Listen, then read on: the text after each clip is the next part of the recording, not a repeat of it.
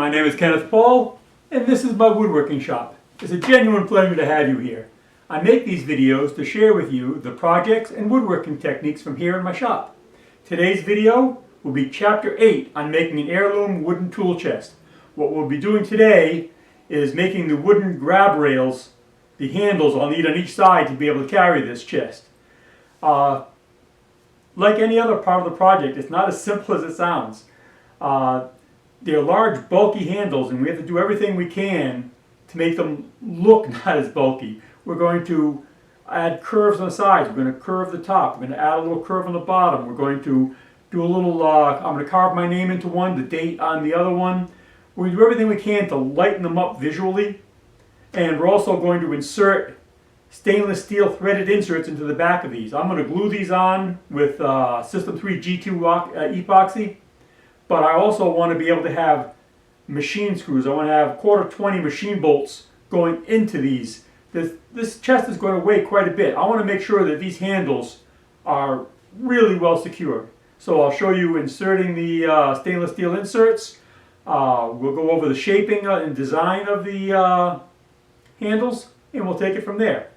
All right, let's get right to it. And as always, if you enjoy the content or you find it useful, do me a favor, like, subscribe, comment. All right. We need a handle to be able to lift this chest. I'll need a handle on each side.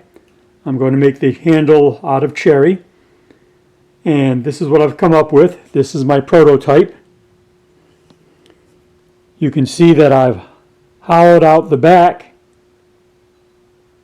to be able to fit my hand. And it will fit. I'm thinking something like that. I mean, a little more refined, obviously, but this made out of cherry, I think it would be beefy enough for me to be able to lift this.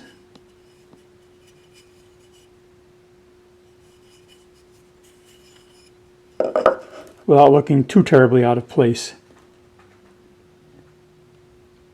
It's a little bit chunky. I'm going to round that off a little bit more. I'll refine it some, but I need a big beefy handle. This is going to be a heavy cabinet. I need something solid that I can really get my fingers up inside and get a good grip on this. Let me show you how we make this undercut, and we'll move from there. All right, let me set up. All right, you can see where I've marked out my undercut. This will be the side that goes against the chest. This will be the bottom. Now, we need to cut this out. What we're going to do is a series of kerfs, 1/8 of an inch apart, then we'll break it out and then we'll chisel. Let me show you me cutting those kerfs.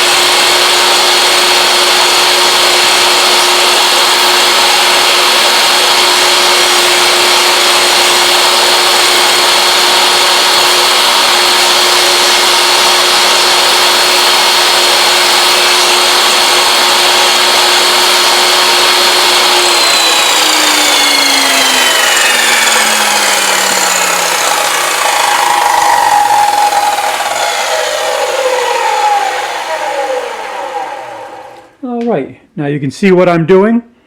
I'm just going to continue down the line, making a series of kerfs. Then we'll break those kerfs out, and then we'll gouge the inside of this into profile. All right, let me finish cutting these kerfs. I'll show you when they're finished cutting. All right, first things first, let's clear some of this waste away.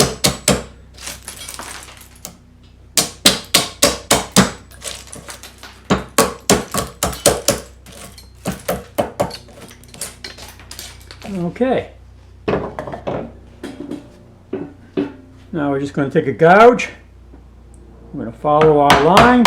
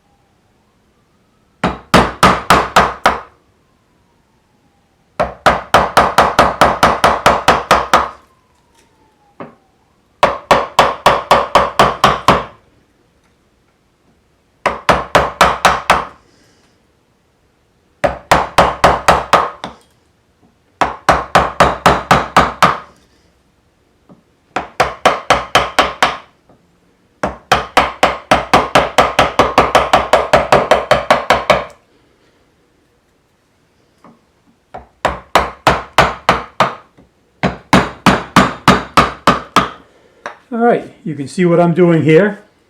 I'm just creating that space for my fingers to go into. And like I say, that's the easiest once you've drawn it out. And these aren't circles. These are, measurements are different. They're shallower than they are tall. So at that point you have to use a French curve to make your lines before you start cutting out. That's the idea of the sample piece, to figure out how much space you think you need. Again, you can always adjust it once you have a rough idea, but this is about what I think I need to be able to get my fingers up underneath there. Anyway, I'm going to keep gouging this out, then we'll smooth it out a little bit, and then we'll start working on dimensioning this, because this is 3 by 3. This is much bigger than we need. All right, let me finish gouging this out, and we'll move on to step 2. All right, I've cut them for width, I've cut them for height, and now what I'm marking are these quarter rounds.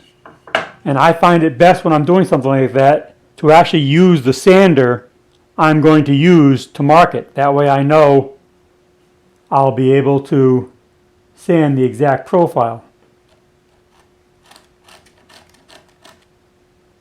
Again, I'm going to cut it on the bandsaw slightly oversized, and then I'll put it on the drum sander to bring it to exact size.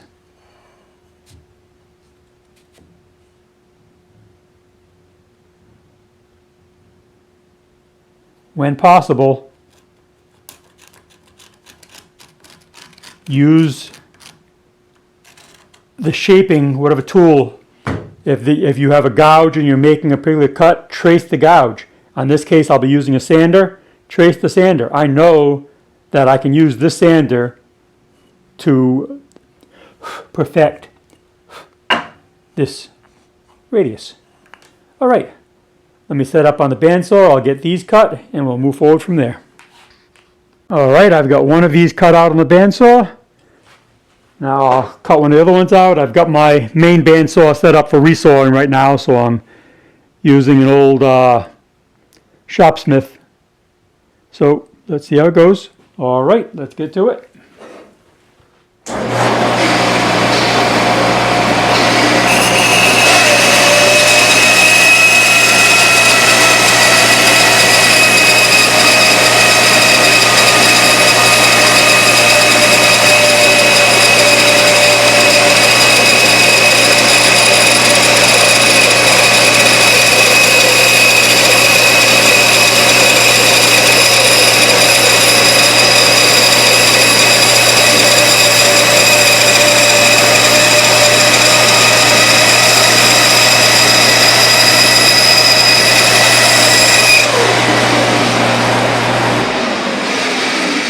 All right, getting time to change that old blade, but it'll finish the job. All right, we'll pick back up at the drum sander. All right, now we just have a little bit of finish sanding to do.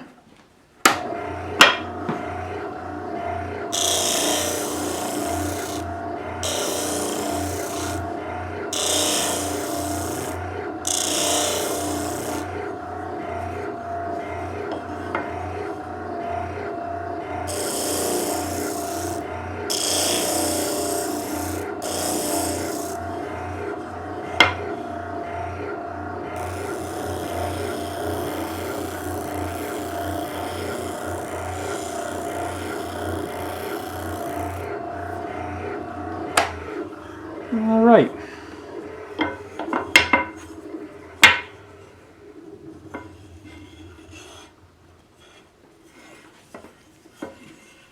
Now all we have to do is add this round profile. I'm going to set up, I'm going to make a template of the exact profile I want, and once I make a template, I will plane to that template. Then a little finish sanding, and these grips will be ready to go on. I think once this is rounded and everything is sanded, I think these will be comfortable, beefy enough to hold the weight of the chest, and aesthetically pleasing. All right, let's set up the planing. All right, where we stand now is we've got the handles ready to apply the round over. But before we round them over, while we still have two flat parallel surfaces, we need to start setting up for the mounting. You can see on this side, I've drilled 2 holes, and the same on this side. And what you can see here are 2 1/4-20 stainless steel machine screws. I don't trust using wood screws. I'm going to glue this on with epoxy, but besides that, I want 2 screws. And wood screws can strip out, they can loosen over time. No, what we're going to do is use 1/4-20 stainless steel bolts. Let me show you how we're doing that.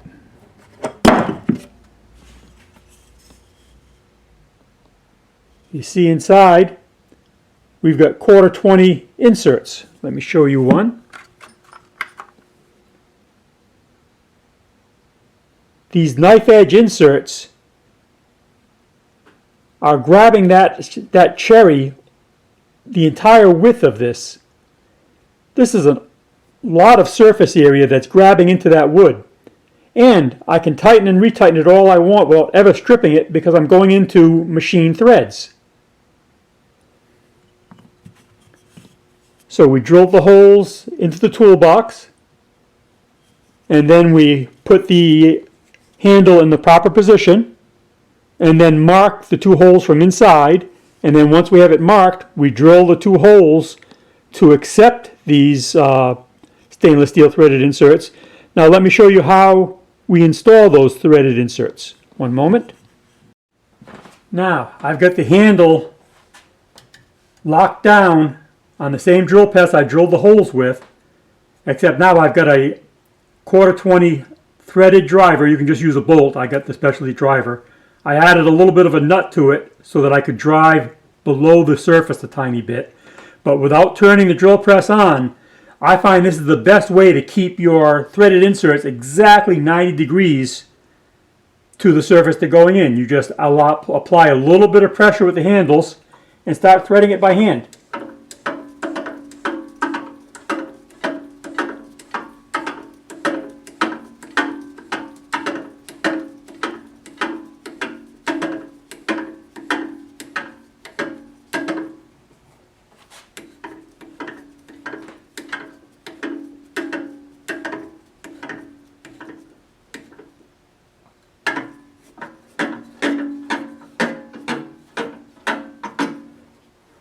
And there we have it. A stainless steel insert slightly below surface. This is whenever you have something that you're either A, going to assemble and disassemble often, or B, you don't want to have a chance of ever stripping out. I love using these stainless steel threaded inserts. They have them in brass also, but for this hardwood, these knife edge stainless steel inserts are just perfect. And once this is epoxied in place and those two machine screws lock this in place, these handles aren't going anywhere. You've got to remember, this chest loaded with tools is going to weigh a ton. I need these handles to be absolutely as secure as I can make them. All right, let me finish putting in these inserts, and then we'll move on to creating the quarter round on the face side of the draw pull. One moment. All right, and here we have one of the handles rounded over, just planed. It has to be sanded, but you can see the profile, and that rounding over here combined with the two rounding on the edges and the little bit of the relief rounding we're giving it here. For all that it's a very large handle, all that rounding kind of lightens it up a little bit. At least I think it does. It makes it look less bulky. Now, let me show you how I rounded this. I passed this one on both of them on the table saw. And you can see I got one facet and then another facet. Then I've just got a block plane them smooth. It's easy. At this point, these two facets do most of the stock removal for me. Let me show you me planing that, and then we'll get to the next step. All right, let's plane that a little bit. I'm just using the block plane for this, small enough.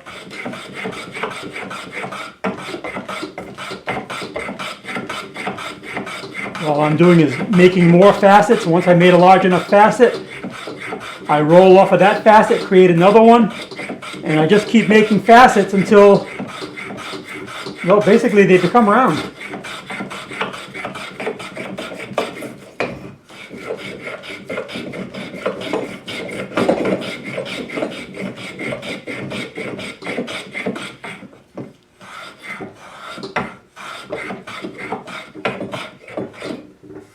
You get the idea. I'll flip this over, I'll round off that little section.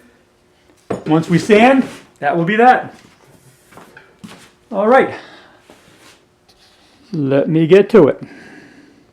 Okay, here we are on the final step of making the grab handles. What I'm doing now is carving my name into this handle, and I'll be putting the year 2025 on the other handle. Now what I've done here, I've inset these with a stippled finish on the inside. Let me show you how I do that. I'm doing the date over here. What I do is I print it out on a piece of paper. Then I use 3M's Formula 77. I spray it on the back of the paper, glue it on down, lock it in position. And what I like about using the Formula 77 on paper is that if you wet this with a little bit of mineral spirits afterwards, it peels right up with no residue. In fact, here's the paper I pulled up from making my name. Now, there's several different ways of doing this. You could just take a razor knife, outline the letters, and then take a nail punch and stipple the inside. What I'm doing is using a pneumatic carving tool. These spin at incredibly fast speeds, something along the lines of 400,000 RPMs. And what I'm doing right now is I'm tracing the outline of the numbers. And then after I do that, instead of a sharp point, I'll switch over to a ball point and I'll stipple the insides of these letters. Let me show you me outlining one of these letters with the pneumatic carving tool, and we'll move on from there. Let me set up.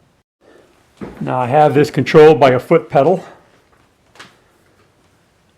Let me start it up.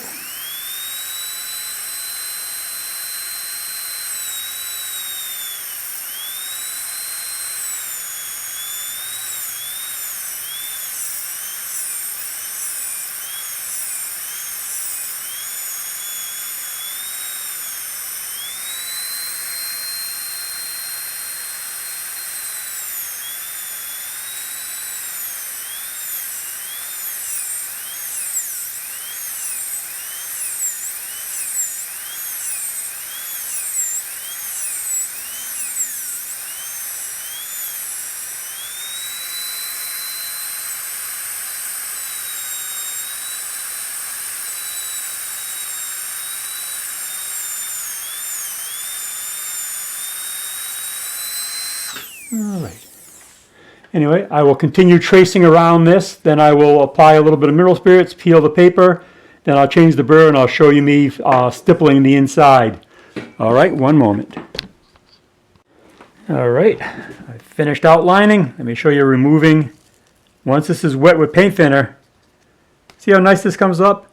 This is why I like using that Formula 77.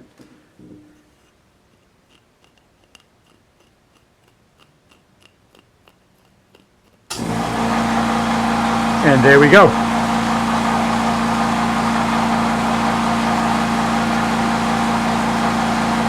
Now we just have to stipple it through. I'm going to switch over to a ball cutter for the pneumatic carver, and I'll show you me dimpling the surface. All right, let me set up. All right, I've got the first 3 numbers stippled. Let's get the number 5 started. I use this rag to stabilize the piece while I'm working on it.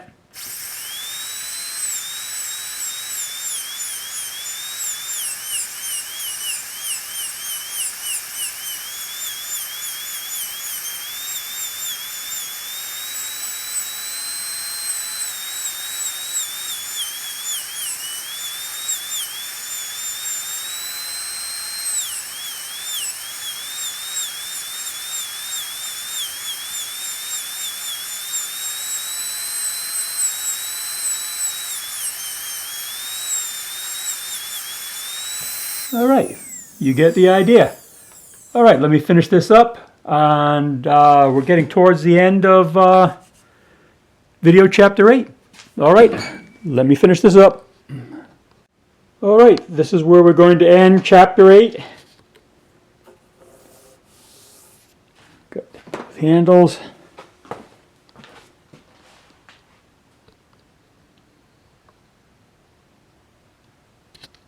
Stippling done.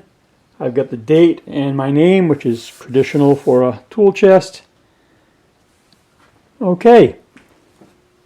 Chapter 9 will be I'm going to do my final sanding on this, and then I'm going to put a finish on it. Before I start doing all my fitting, getting all my holders, my cantilevered shelves in, get everything, I want to get a coat of finish on this to seal this box up. So we'll get the finish on, and that'll be the next video. All right, and again, as always, if you like the content, do me a favor, like, subscribe, comment.